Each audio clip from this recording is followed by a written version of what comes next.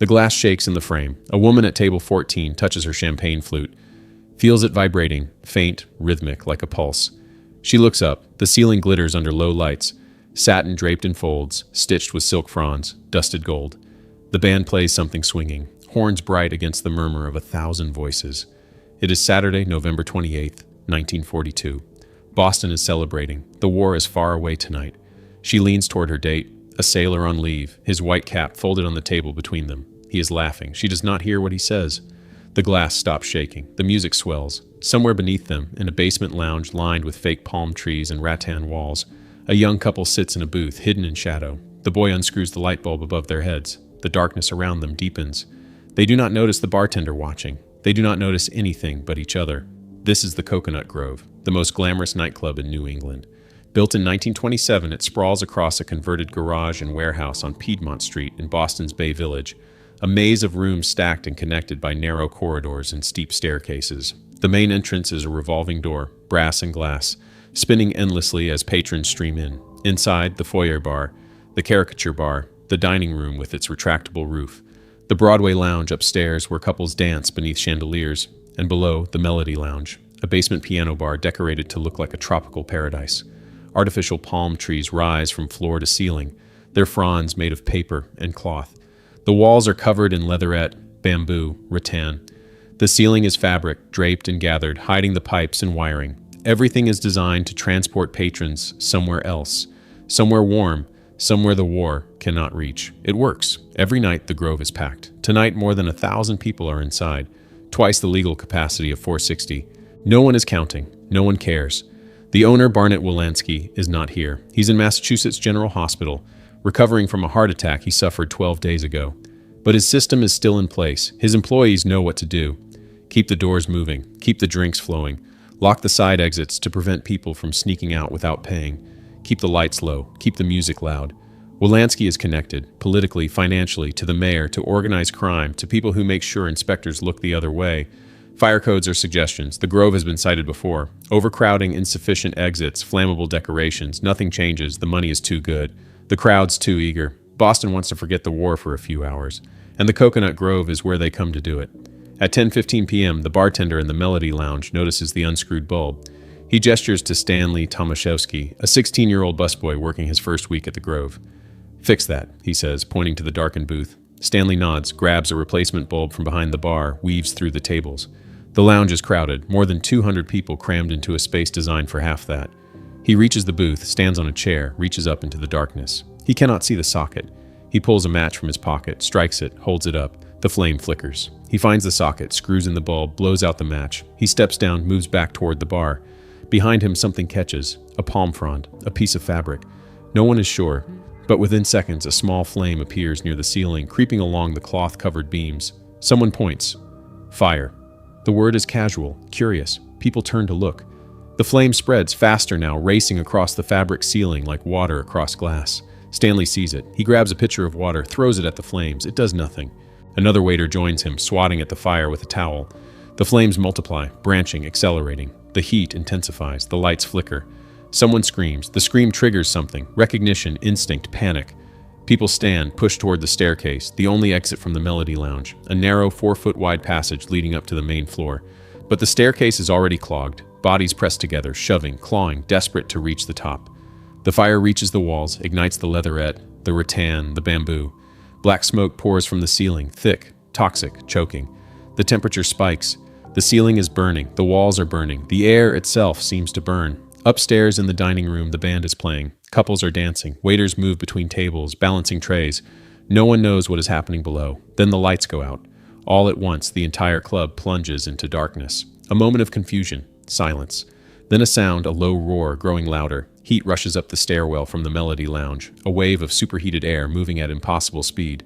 It explodes into the dining room like a living thing. A fireball that rolls across the ceiling, igniting everything it touches. Satin drapes, cloth canopies, wooden palm trees. The decorations, soaked in flammable lacquer and coated with years of dust and grease, ignite instantly. The room becomes an inferno. The fireball continues, tearing through the foyer bar, the caricature bar, the Broadway lounge. In less than 5 minutes, every room in the coconut grove is on fire. People run. They run toward the exits they know. The revolving door at the main entrance, the doors at the back of the dining room, the stairways leading up from the basement. But the exits are not enough. The revolving door, the only entrance most patrons have ever used, becomes a trap. Bodies pile into it, pushing, shoving, jamming the mechanism. It stops turning.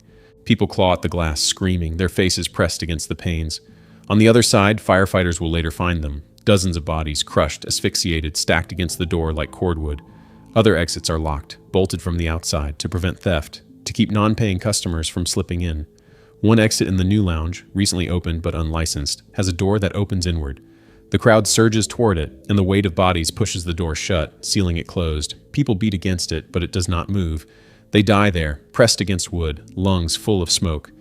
In the Melody Lounge, the staircase is a column of fire. Those who did not escape in the first moments are trapped. The smoke is so thick that visibility is zero. People crawl on the floor, searching for air that is not there. The temperature exceeds 900 degrees Fahrenheit. The oxygen is gone, consumed by the flames, replaced by carbon monoxide, hydrogen cyanide, and other toxic gases released by burning leatherette, rubber, and the methyl chloride venting from the air conditioning system. A highly flammable refrigerant used because wartime shortages made Freon unavailable. People do not burn, they suffocate. They drop where they stand, mid-step, mid-breath, as if someone has flipped a switch. Some are found later still standing, leaning against walls, holding on to each other, frozen in place. Their clothes are barely singed, their skin is pale. They simply stopped breathing. Stanley Tomaszewski, the busboy, does not run for the staircase. He knows it is blocked. He knows another way. He pushes through the smoke toward a hidden door, a service entrance that leads to the kitchen. He finds it, throws it open, and begins pulling people through. Strangers, patrons he has never seen before, dragging them into the kitchen, shoving them toward the walk-in refrigerator. "Get in," he shouts. They stumble inside, collapsing on the cold floor, gasping. He goes back again and again, pulling more people through the smoke. His hands are burned, his face is burned. He does not stop. He saves dozens before the smoke becomes too thick, before the heat drives him back. He retreats into the refrigerator, pulls the door shut. Inside, they wait in darkness, listening to the roar of the fire, the screams, the sound of the building collapsing around them. Outside on Piedmont Street, people are pouring out of the grove. Some through windows they smashed with chairs, some through service doors they found by accident, some crawling, some carried by others. They collapse on the pavement, gasping, retching, their clothes smoking. Bystanders rush to help, pulling bodies away from the building, laying them on the sidewalk. Within minutes, the street is lined with the dead and dying. Fire engines arrive, 26 of them, sirens wailing, lights flashing.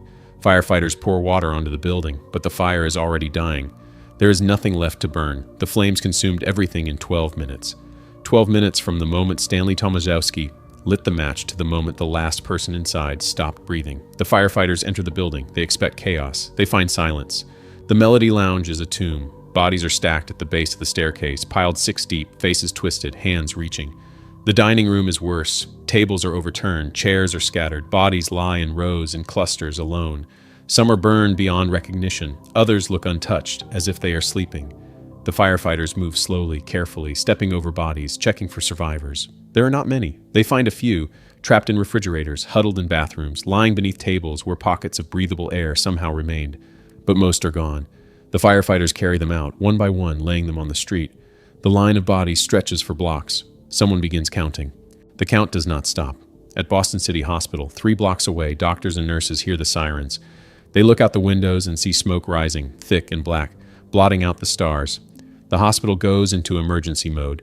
They have been preparing for this, not a nightclub fire, but a wartime attack, a bombing, mass casualties. They have run drills, stockpiled supplies, organized triage protocols. Now they put it into practice. Within minutes, the first victims arrive. Ambulances, taxis, private cars, all carrying burned and smoke-damaged people. The hospital lobby fills. The hallways fill. The emergency room is overwhelmed. Doctors work without stopping, triaging, treating, moving patients to wherever there is space. Massachusetts General Hospital, a mile away, does the same. By midnight, both hospitals are at capacity. By morning, they will have treated more than 300 survivors. The injuries are catastrophic. Burns, 1st degree, 2nd degree, 3rd degree, covering entire bodies, smoke inhalation, lungs scorched, airways swollen shut, blood oxygen levels dropping, shock, psychological, physiological, bodies shutting down from trauma. The doctors work through the night, applying what treatments they have, inventing new ones when the old ones fail. The standard treatment for burns at the time involves debriding the wounds, cutting away dead skin, scrubbing with soap and water, a process so painful it often requires anesthesia and frequently induces shock. But there are too many patients, not enough time.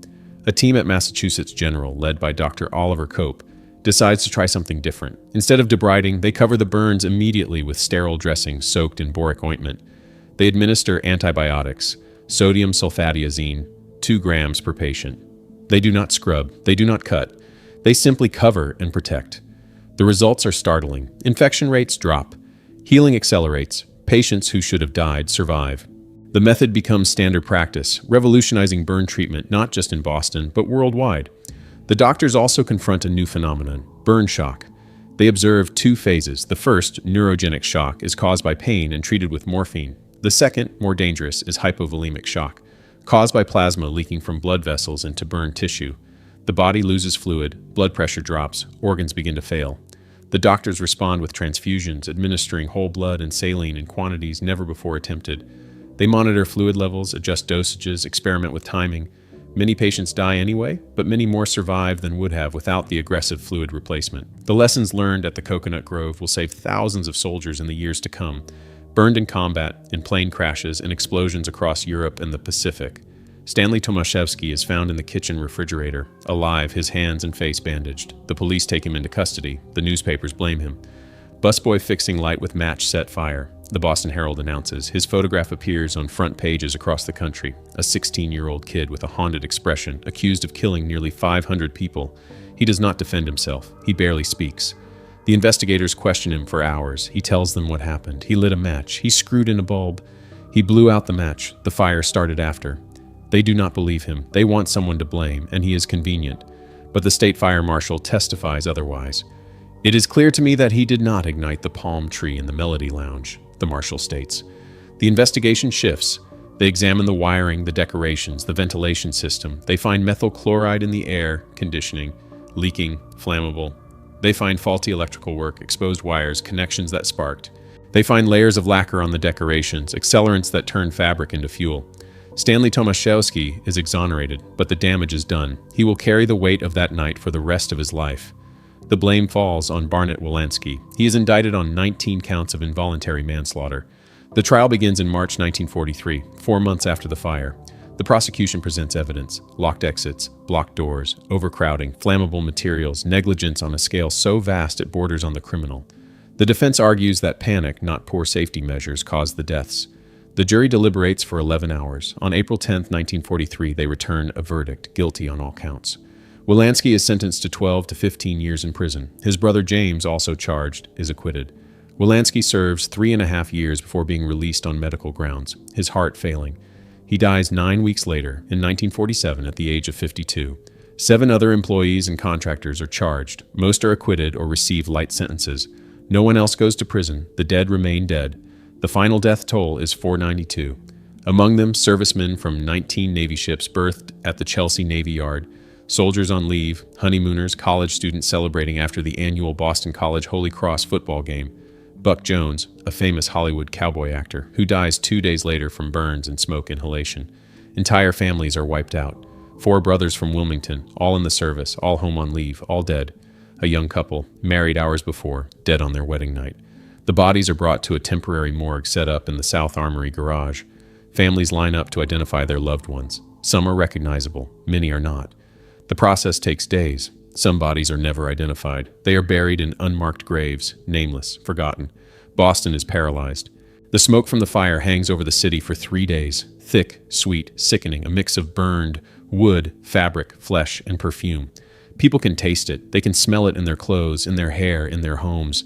The newspapers print lists of the dead, columns and columns of names, ages, addresses. The entire front page, every day for a week. Churches hold mass funerals, dozens of caskets lined up in rows. The grief is overwhelming, communal, inescapable. Everyone knows someone who died. Everyone knows someone who barely escaped. The city closes ranks, mourns together, but the questions linger. How did this happen? Who is responsible? Why were the exits locked? Why were there so many people inside? Why did no one stop it?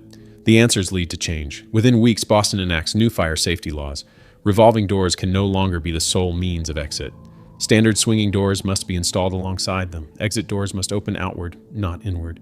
Exit signs must be illuminated, visible even in darkness. Maximum occupancy limits must be posted and enforced.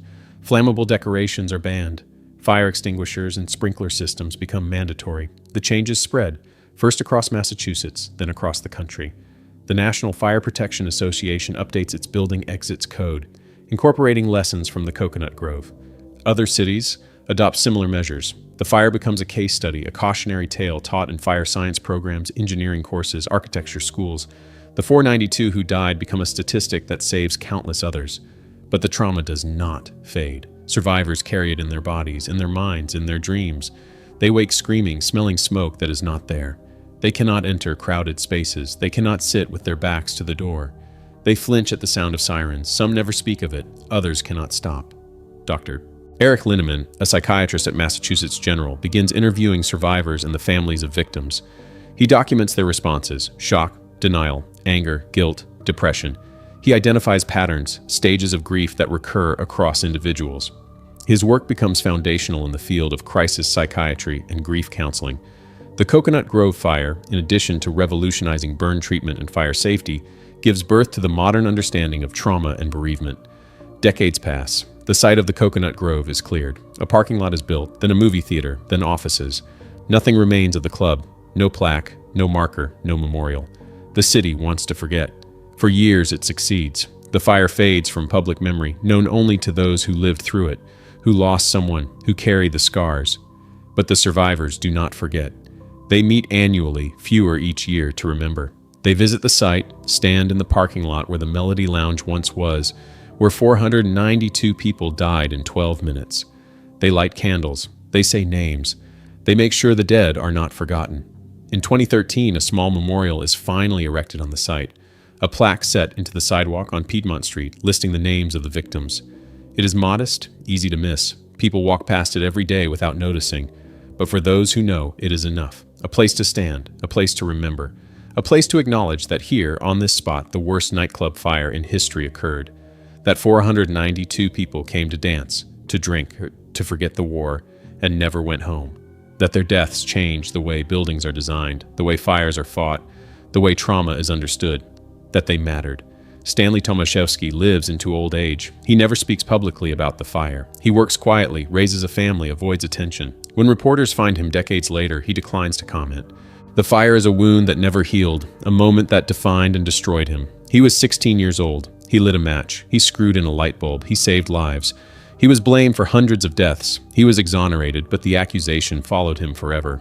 He dies in 1994, 52 years after the fire, carrying the memory of that night to his grave. The Coconut Grove is gone. The people are gone. The music has stopped. But the fire still burns in the memories of those who survived, in the laws that were written, in the lives that were saved because of the lessons learned. November 28, 1942 remains the night Boston stopped breathing, the night the city learned that glamour and safety are not the same, that crowds and exits must be balanced, that locked doors kill. The smoke rose over the city for 3 days. It has never fully cleared. It lingers still in the stories told, in the names carved in stone, in the way people pause when they pass the site, sensing something, a weight in the air, a memory that refuses to die. The fire lasted 12 minutes. The reckoning has lasted 80 years and counting. A slow burn that will not be extinguished. A reminder written in ash and bone that some nights the world catches fire and nothing is ever the same again.